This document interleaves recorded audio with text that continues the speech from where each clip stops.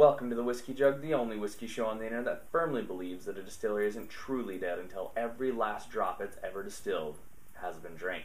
I'm your host Josh, and today we are doing the last glass review of the Knappogue Castle 12-year Irish single malt.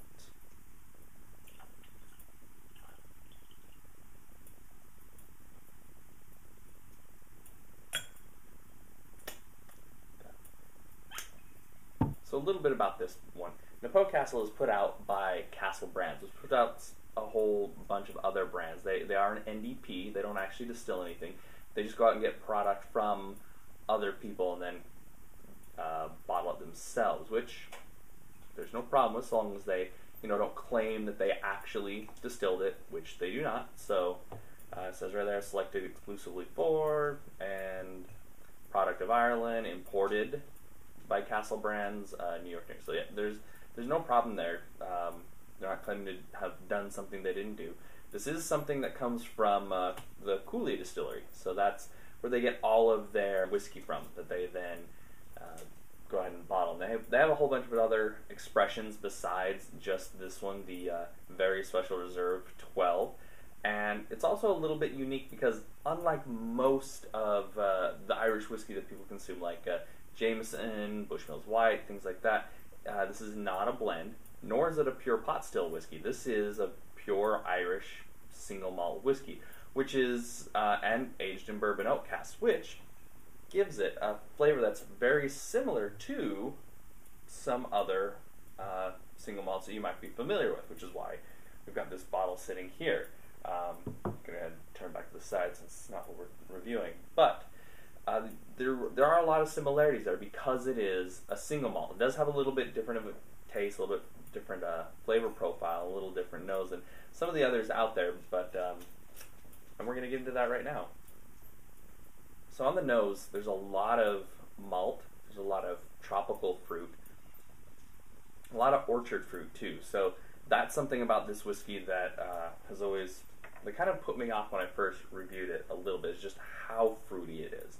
There's a lot of apple in there, but there's a lot of pear and a lot of banana too. So there's this little combination of fruit. There's a little bit of that malty hay-like quality in there. There's some really good sugary vanilla flavors, or sorry, aromas in there. But it's really that pear, peach, banana. That's really what kind of comes to the forefront for me on this one. It's a little bit cloying on the nose. It's not exactly my favorite, but it's not terrible either. This is, it's good for what it is, but it's not anything that I would be clamoring for on a daily basis. But let's move to see how things taste. So on the palate, very similar. You've got a lot of that orchard fruit. You've got a lot of that sweetness, a little bit of that apple, pear, peach. You got some more of that banana that comes through. Same thing, a lot of that maltiness.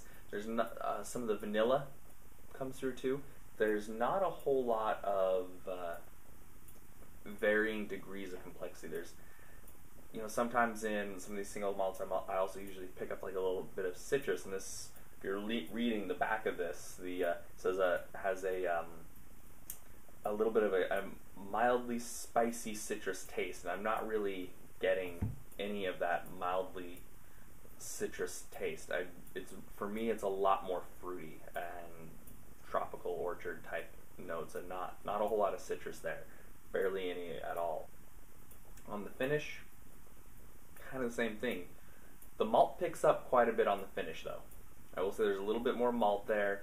Is a lot more that peachy note, banana note is also picked up a little bit.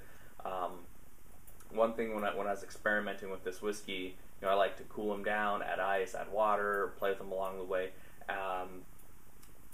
Just see what kind of flavors you can coax out of them by manipulating a little. Anytime I added water or even just sitting and holding it until it got nice and body temperature heat, that's when a lot more of those fruity banana, peach pear kind of notes came out a lot higher. So a little distracting, just for my own palate and what I like. It also, throughout the course of drinking the whole thing, it stayed pretty even. Nothing really surprised me along the way. I didn't really, looking back through my notes, there's not a single day that it was really like, oh my gosh, this whole thing has completely changed or anything like that. It really just came across as a very solid, standard kind of a single malt that just kept on marching its way through. So if you're looking for something that's, just easy to sip, something that kind of mixes things up a little bit that maybe you haven't had before, or something to just kind of change your pace for what you typically drink, this would be a really, really good option, really good way to go. But as far as a score, I originally rated it an 84, and I'm going to have to keep it there. There's really just nothing really leapt out of the glass at me, nothing really made me change my mind one way or the other. So good news is it didn't get any worse, but it also didn't really get any better. It's not something I really want as a daily drinker, so it didn't hit that 85, which is, for me, that's that level of daily drinker and up is 85. 80 still the good, between 80 and 84, still a really good range. It's a really good, solid, drinkable range, just not something I kind of want on a more regular basis. So, but that's for me. If you've had this and you feel differently, feel free to leave a comment, and other than that, cheers.